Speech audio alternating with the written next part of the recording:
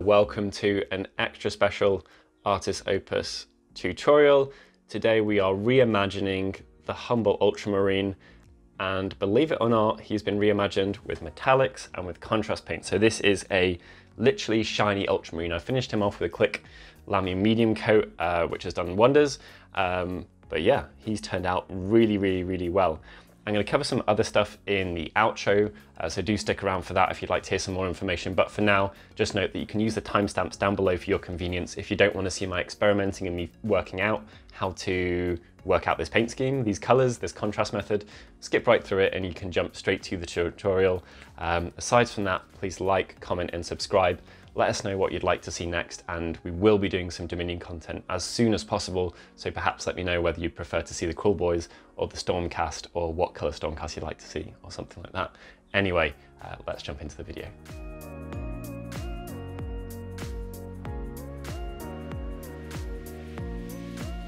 Base layers down, time to experiment with our colours. This needs shaking more than any other paint apart from Apothecary White and Tesseract Glow that I've ever used from Games Workshop, so hold that in mind if you're using it. Let's go for a pure one, only diluted with a bit of water. It's quite a dull colour in my opinion. So how do we fix that? A bit of some very potent blue. It's a bit more interesting. So Talisab seems that it behaves more like a glaze, like it just kind of covers in a uniform fashion. Worth noting. What about Achillean Green, which is 100% definitely not green, but does have a little interesting tint to it. Well, that's quite cool. So none of these have been diluted with medium.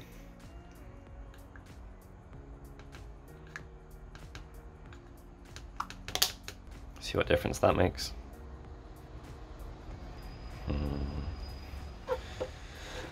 And then let's try just skipping the Ultramarines Blue altogether and mixing our top and bottom colours, see what that ends up with. There is a slightly sea blue aspect to the Achillean Green. Wow, that's a potent colour.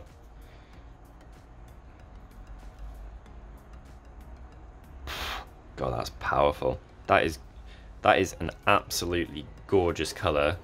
I'm not sure if it's suitable for an Ultramarine though, so okay, still learning.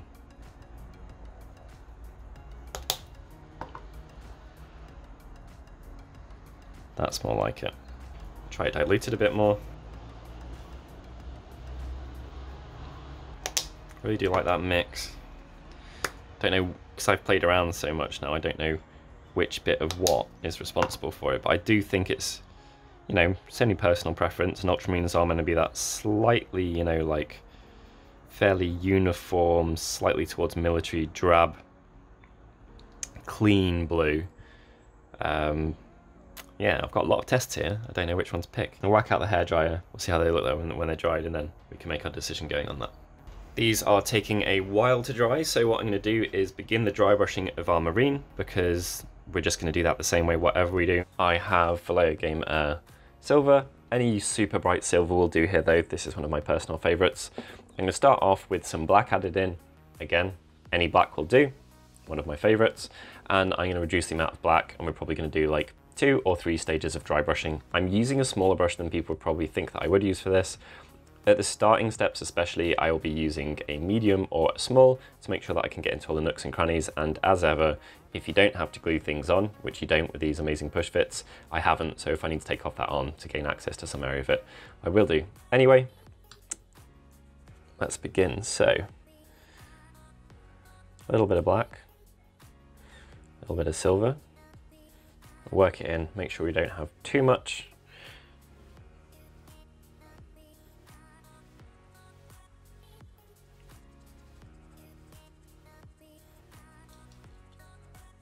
Here we go. Now we do want this to pretty much be our base coat, so take your time, catch every single angle, top and bottom, you know, unless it's very underneath something and you want to suggest that it's brighter on top, I would be hitting every single part of the marine with this.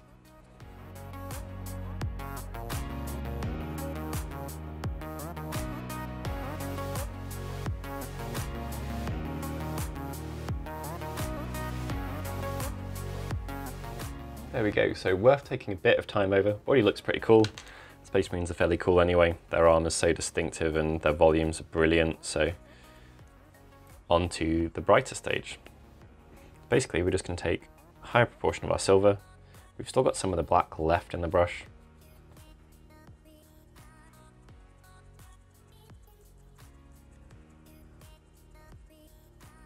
And we're just going to use this to pick out bits and make them brighter. So with this one, rather than going all over, I am going to be bearing in mind that I want it to be brighter on top. You could do that in various ways, but one of the ways that I'm going to be doing it is to start my dry brushing. So when there's more on the brush of this nice bright silver, I'm going to start my dry brushing on the upwards facing parts of the model. Now I need to make sure that there's not too much paint on the brush. I'm going to be quite careful with testing at that point, but all these top areas, that's where I'll begin, and then if there's less on the brush, I catch the rest of the model. Okay, so looking pretty good. What I'm going to do at this point is pop him together. Remember that he has a head, which I've completely not painted, whoops, and then we're going to hit it now with a clean, larger brush, so literally a large in this case. Some more of our silver. And this is the final step. Now I'm not so worried about this getting into the recesses, hence me being able to use a larger brush here. Brand new brush, so it's shedding a few bristles, but they always do on the first session. Looking great, looking really solid there. So I'm going to go and start and finish his helmet, and then we're ready for the scary steps. Time for the satisfying bit. I dropped a bit of Magos purple on this one to see how it looked, and I dropped a little bit of Levidon blue on this one to see how that looked. If you're wondering why they've changed colors, and over here to the right I've got some further experimentation. So let's see how these look in almost full glory. Ultramarines Blue is a bit dull for my liking. I can absolutely see that there's loads of good schemes that involve it, but I'd like something at least a bit more vibrant in the shadows maybe. I don't think you can get away with using that type of purple with that type of blue because the associations with Tzeentch are just too strong in the Warhammer world. You know, blue to purple fades, they've got some very hard associations that are hard to get around. It's just part of the world that you're in, so I'll skip that. What I am going to do though is I have the darkest purple in the world, Shish Purple, that looks black in the tub, but it is purple. You can see it over here. Maybe if I smear it out, you'll see it's, you know, it is a bit purple. It's very deep. What I'm going to do is my first stage is actually going to be a mix of Levidon Blue and Shish Purple. I'm going to be aiming for the recesses with this one, so let's rock on with that. The reason for going for that is that I think actually this into this goes quite nicely. They're not too deep.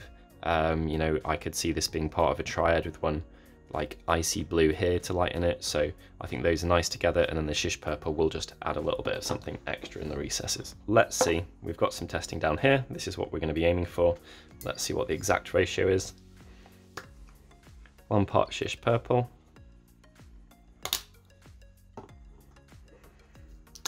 1 part Levidon, which is like opening up the night basically in a tub. So definitely not too purple there. Maybe not even purple enough. And then 1, 2, 3, 4, 5. Okay, so 1 to 1 to 5. Now that's not a ratio I would normally use, but Levidon Blue is just so strong that you have to treat it differently, I feel, to the other contrasts. So here's a guy looking nice and shiny. Fingers crossed, hopefully we're not going to ruin him. Start somewhere kind of out of the way and low down. Now hopefully this mix makes its way towards the recesses mostly. We will see though, and it might behave a bit weirdly because metallics are physically, they're quite shiny in comparison to a lot of paints, their finish. So if it does do some weird stuff, don't worry about it too much. Try and coax it to the recesses, keep it uniform, take your time, and then the next one will go down way easier because it'll be going down over a previous layer of contrast paint, so it'll be much more happy and easy to work with. I can be ending my strokes in the recesses if I want to leave stuff there. So from the flat panel to the recesses.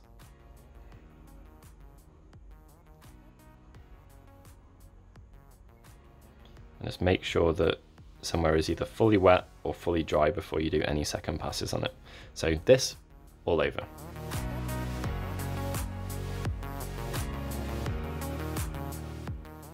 So after the first coat, the second one will go down a lot smoother, as I mentioned in the previous clip, and you'll get much more consistent coverage. So that should iron out a lot of the sections that maybe you would perhaps be worried about. What we're going to move on to doing now is an optional edge dry brush highlight. So I'm going to use the angle of the dry brush in particular, just like a conventional edge highlight. I'm going to be rolling the brush, which is a really important technique for making sure you just hit the edges.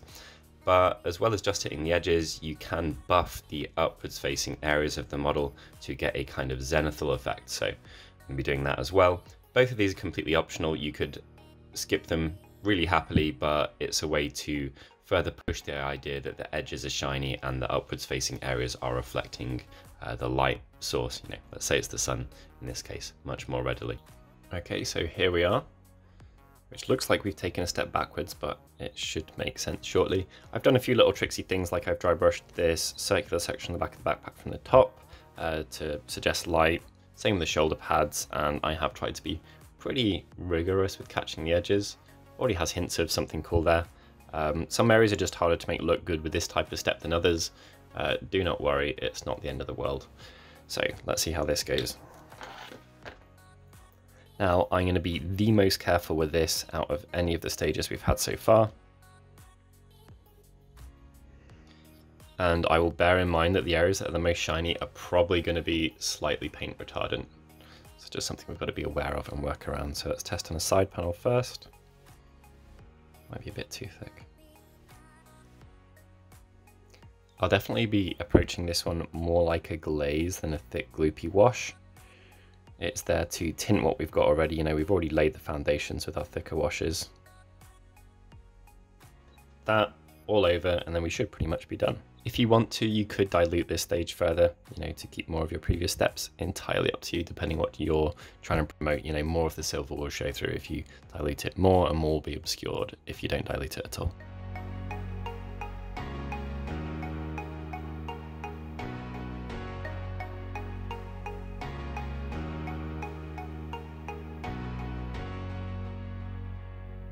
I've basically to the details. The video's obviously more about the arm and the rest of it, but just to cap the way that I generally approach this type of stuff, pick bold colours, Mephiston red.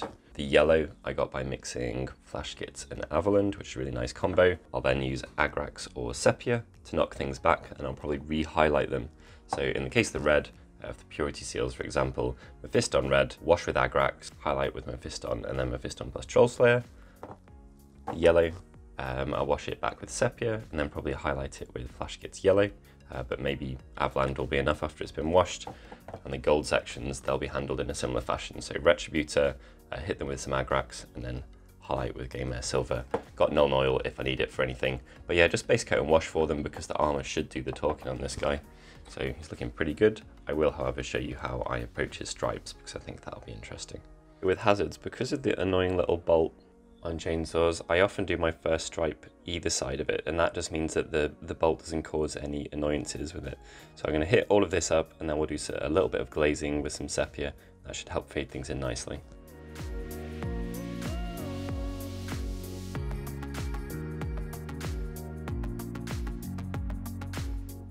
We've got our hazards, and I'm going to quickly show a couple of ways to really just make these work in general and kind of give away whatever theme or idea you've got. So if you want your stuff to look super clean, factory fresh, which often looks really nice with Ultramarines, and is definitely a thing you can do, then maybe you wouldn't want to do this. But if you want your guy to look a little bit more war-torn, basically what I want to do is suggest that these lines have been chipped back. And what I will do is I'll concentrate this around the edges, just so wear and tear would accumulate. That's where it would be most likely to appear. As you can see that, you know, I've not done that particularly perfectly. Some of the shapes could definitely have, I could have put some more effort into making them more jagged, which I will do, or more clean, more opaque as well, because obviously using yellow over black coverage is going to be an issue. But as long as you bear in mind realism and placing, you should manage to do something that looks way, way, way more special. Obviously, if you want your guys super clean, then one of the things you can do is you could put grey edge highlights down the edge of the black, and you could even do that with this if you were looking to go super fancy. But yeah, brilliant way to just instantly add some age and some kind of battle-worn vibes to your mini. So our next hack for the sword is going to be to grab some Seraphim Sepia, which is a wonderful colour, pretty soft, pretty forgiving. And then what we're going to do here is we're just going to pick a direction to fade. You can fade it towards the base of the blade, you can fade it towards one side.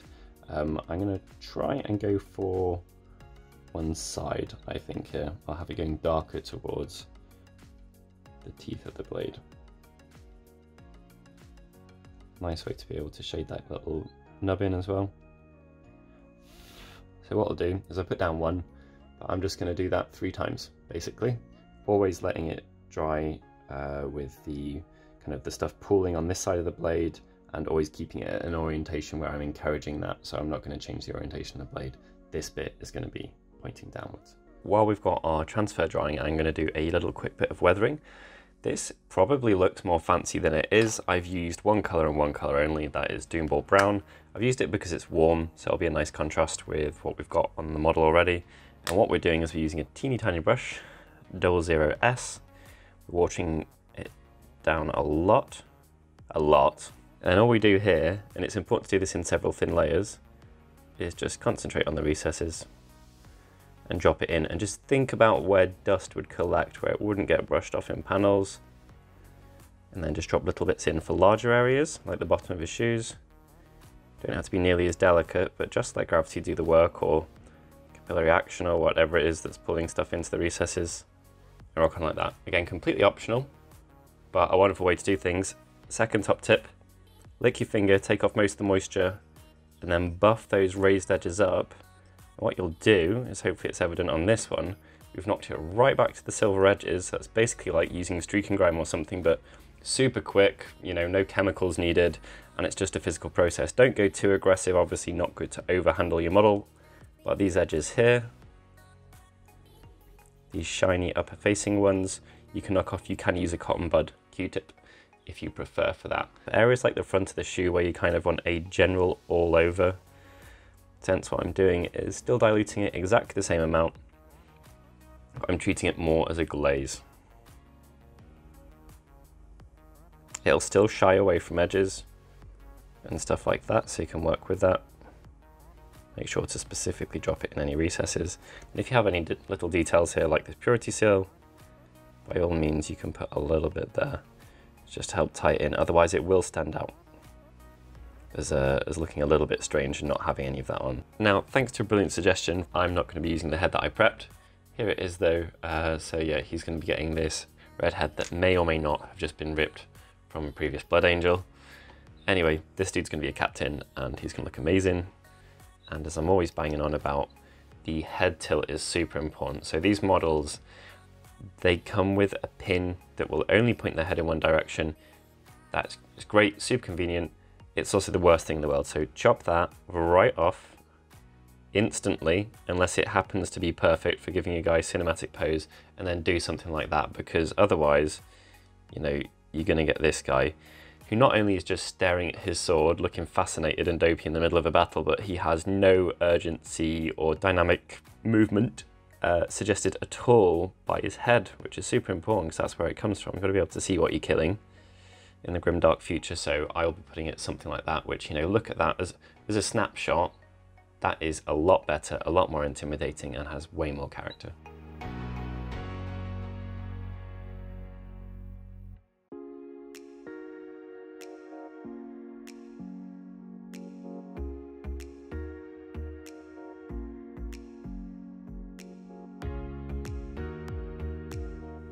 This guy looks amazing. He looks super good. He's better on video than in photographs, and I think that's just because he reflects the light that's around him.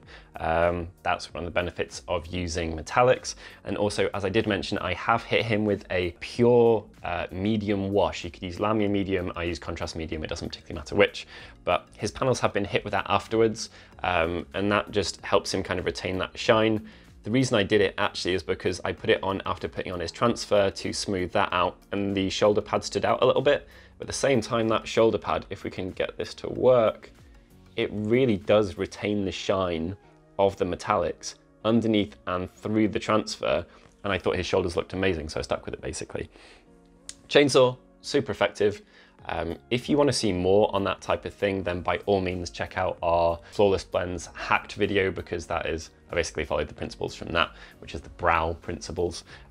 Really good method and a very good way to approach anything you're intimidated by. You probably noticed in the video, my stripes weren't even that even. So looking at it now, that's not the first thing you'd clock. You just see the weathering, you see the fade from the sepia bit closer to the blade and the other details and the chipping and stuff. You don't see that actually my lines aren't equal whatsoever. So that's really nice. I really enjoyed doing this. Let me know what you think of him. Let me know what you think of the video format, because I'm super happy for our videos to be as long as people want them to be. So, you know, if indeed you would like me to paint the purity seal start to finish and show you everything from that and the insignia on his chest, etc., rather than going super in depth on the chainsword, super in depth on the weathering and super in depth on the armor, which is how I approach this, plus the experimentation at the beginning. The channel's here for people to get the most out of and to help people improve and get more enjoyment from their own painting. So whatever public opinion is on this type of thing, we will go in that direction. So I would love your input, and it would be really, really valued, and it will change the future content of the channel. So I think that's it. Please like, please comment, please subscribe, hit that bell notification, particularly if you would like to see some upcoming Dominion content. So you'll be the first to know about that. And let us know, Cruel Boys or Stormcast, which would you like to see first and in what color scheme? Thank you very much for tuning in, and I will catch you in the next video.